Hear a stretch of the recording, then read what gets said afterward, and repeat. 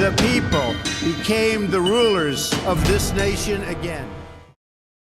Hello and welcome to another episode of the अनटिल्टेड।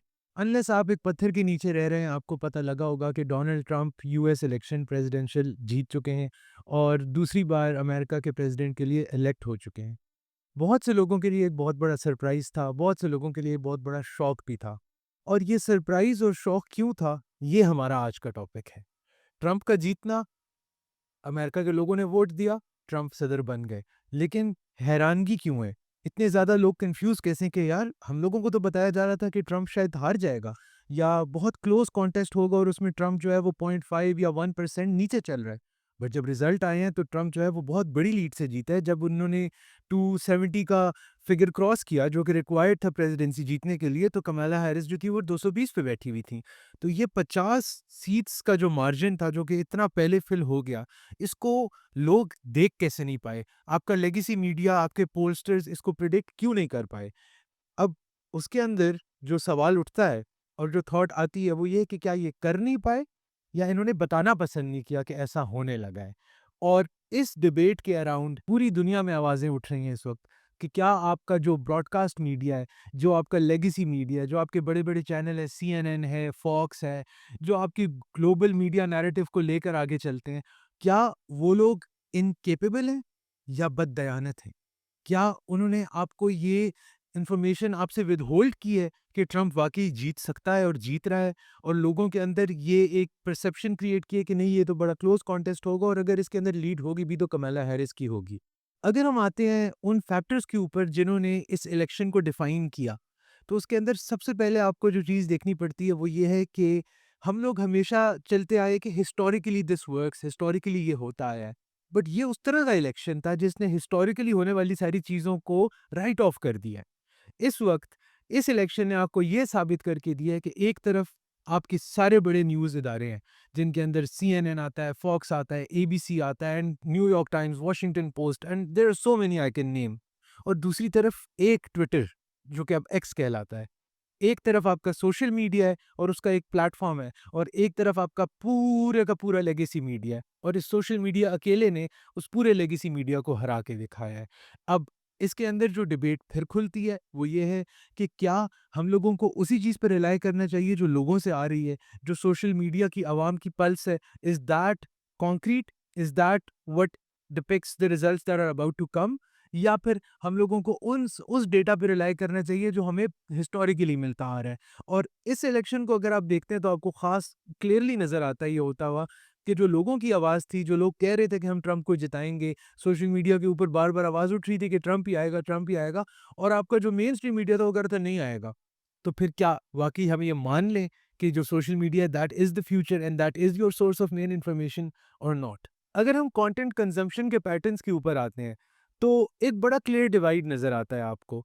एक तरफ कमला Harris का कैंपेन था जिसके अंदर उन्होंने सारे पुराने सेलिब्रिटीज़, बड़े-बड़े singers, actors, former president Obama जिनका अपना बड़ा क्लाउट है, इन सबको इकट्ठा करके अपने कैंपेन बनाया। और दूसरी तरफ ट्रंप है, जिसने यंग कंटेंट क्रिएटर्स को, जेन ज़ी को, इंस्टाग्राम और टिकटॉक पे बैठे हुए यंग लोगों को रैली किया, उनकी सपोर्ट हासिल की और उनकी बेसिस पे अपना कैंपेन चलाया। और फिर इस सब में इलॉन मस्क, जो कि एक सेलिब्रिटी भी है but he is the face of something very new.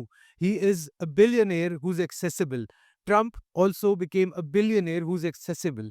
कि ट्रंप से आप बात कर सकते थे। क्यों? कि वो अपने ट्विटर पे इतना एक्टिव था कि कोई भी अमेरिकन वोटर अगर कोई ट्वीट करे तो ट्रंप का जवाब उसके हक में या उसके खिलाफ आ जाता है। और वोटर माइंडसेट इस तरह का होता है कि आपको कोई लीडर आपके खिलाफ भी बात कर देना तो आप खुश इस बात पे होते हो कि मेरी सुनी जा रही है, आई एम बीइंग हर्ड। और ट्रंप ने वो करके दिखाया। जबकि कमला हैरिस की जो कैंपेन थी या जो स्टाइल ऑफ कैंपेन था वो यही था, वही पुराने ज़माने का कि मैं आऊँगी, स्पीच करूँगी या मेरे लिए कोई सेलिब्रिटी इंडोर्समेंट करेगा और उसकी बेसिस पे लोग मुझे पसंद करेंगे। लोगों को, अवाम का, और ये सिर्फ अमेरिका की हद तक ही नहीं है, पूरी दुनिया में एक तरह का ये पैटर्न बन गया है कि वो अब पसंद नहीं करते कि हमारा लीडर हो और वो कहीं दूर अपने कॉर्नर में बैठा हो और हम खुद एज्यूम करते रहे कि वो ये सोच रहा है, वो सोच रहा है। उनको चाहिए right on, hands on information, hands on responses और कम्युनिकेशन। और ट्रंप ने वो लोगों को करके दिखाया है जिसकी वजह से आज वो इस कुर्सी पे पहुंचा है। एक और बात, एक और कॉन्वर्सेशन जो बड़ी अहमियत की हामिल है इस वक़्त, जिसके ऊपर बड़ा फ़ोकस किया जा रहा है कि ये सारे पोलस्टर्स जो ये पोल्स करते हैं, और अमेरिका के जो पोल सिस्टम है वो इतना एक्यूरेट रहा है हमेशा से कि आप 2-3 दिन पहले बता देते हो कि यार ये बंदा पोल्स में इतना आगे है कि इसी ने जीतना है। लेकिन इस दफ़ा वो गलत हुए हैं। अब इनकी गलती कहाँ पर है? इसके अंदर भी आपके जो पुराने स्टाइल का मीडिया है उसका बहुत बड़ा कसूर है। वो ये है कि उन्होंने लोगों को शेम किया है इंटू सेइंग कि तुम तो ट्रम्प सपोर्टर हो, ट्रम्प को कौन वोट देगा? और इस वजह से बहुत सारे जो स्विंग वोटर्स थे या बहुत सारे जो साइलेंट वोटर्स थे, जिन्होंने ट्रम्प को वोट देना था, वो ये बात मीडिया पे या पोल्स पे कहने से कतराते थे। और उस खामोशी और उस कतराने की वजह से मीडिया ने और पोल्स ने ये अज़्यूम किया कि ये जो खामोश वोटर है या तो ये कमला को वोट देंगे या ये वोट ही नहीं देंगे।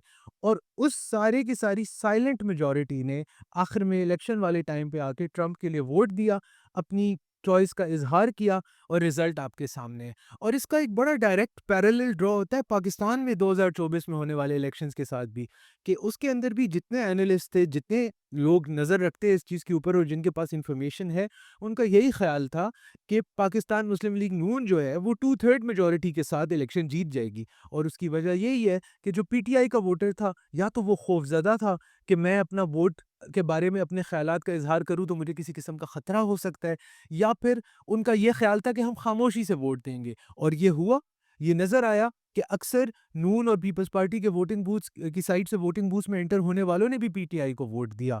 उस सब को अगर हम नज़र में रखते हैं और फिर हम वापस अमेरिकन इलेक्शन की तरफ अपना ध्यान लेकर जाते हैं, तो ये साफ नज़र आता है कि पोलस्टर्स, मीडिया लेगेसी फर्म्स, ये सब मिल के भी अवाम की नब्ज़ पर अपना कंट्रोल या अपनी जो नॉलेज है वो सही तरह हासिल नहीं कर पा रहे। और and this leaves a big question mark. The question mark here is कि ये सब लोग, अब ये इलेक्शन तो हो गया, लेकिन 4 साल बाद अगला इलेक्शन आना है यूएस में, 4-5 साल बाद पाकिस्तान में आना है, दुनिया के बड़े मुल्कों में इस साल इलेक्शन हुआ है और सबके अगले इलेक्शंस अब इन वेटिंग हैं। और उन सब के अंदर अब लोग यही देखना चाह रहे हैं कि अगली बार जब हम इलेक्शन के ट्रेंड को फॉलो करने की कोशिश करें तो हम किस तरफ रुख करें। हम सोशल मीडिया की तरफ करें, हम पोल्स की तरफ करें, हम बड़े-बड़े न्यूज़ चैनल्स की तरफ करें, हम देखें किस तरफ। और इस सब में अवाम कन्फ्यूज़्ड रह जाती है कि हम लोगों को जो इन्फॉर्मेशन दी जा रही है, there is a lot of access to information but there is very minimum access to correct information. और ये एक बहुत बड़ी डिबेट है और इसके ऊपर हम और भी बात करेंगे, अगले आने वाले एपिसोड्स में भी बात करेंगे कि अवाम के जो हकूक़ है, हम लोगों को बता तो दिया जाता है कि हमारे फ़राइज़ क्या हैं, हमारी ड्यूटीज़ क्या हैं, लेकिन जो हमारे राइट्स हैं, वो हमसे किस तरह से छीने जा रहे हैं और हम लोगों को किस तरह से मिस और डिसइन्फॉर्मेशन के अंदर फँसाया जा रहा है, इसके ऊपर बात करनी बहुत ज़रूरी है और हम ज़रूर करने लगे हैं। आखिर में यही गुज़ारिश होगी कि आप एज़ सिटिज़न्स, हम सब एज़ सिटिज़न्स, चाहे हम पाकिस्तान के हों, कि यूनाइटेड स्टेट्स के हों, कि यूरोप के हों, कहीं के भी हों, अपनी ड्यूटीज़ को समझें और अपने हकूक़ को भी समझें। Understand your duties and understand your rights, और उसके बाद अपने फ़ैसले करें। और अगर आपको लग रहा है कि आपको जो लेगेसी मीडिया या जो ट्रेडिशनल मीडिया है वो आपके हकूक़ नहीं दे रहा, या आपको आपकी आवाज़ रेज़ोनेट नहीं कर रहा, तो फिर जिस तरह अमेरिका की आवाम ने की है, आप भी करके दिखाएँ। अपनी तरफ से अपनी सोशल मीडिया जर्नलिज़्म कर रहा है, अपनी सोशल मीडिया ट्रेंड्स चलाने वो चलाएँ, लेकिन लोगों के अंदर ये शऊर उजागर ज़रूर करना सबके लिए ज़रूरी है कि हमारी इज्तिमाई कलेक्टिव सोच क्या है। तो अपनी कलेक्टिव सोच बनाएँ और अपने हकूक़ भूलें नहीं कि we have the right to information, we have the right to an opinion and we have the right to freedom of speech. Thank you very much.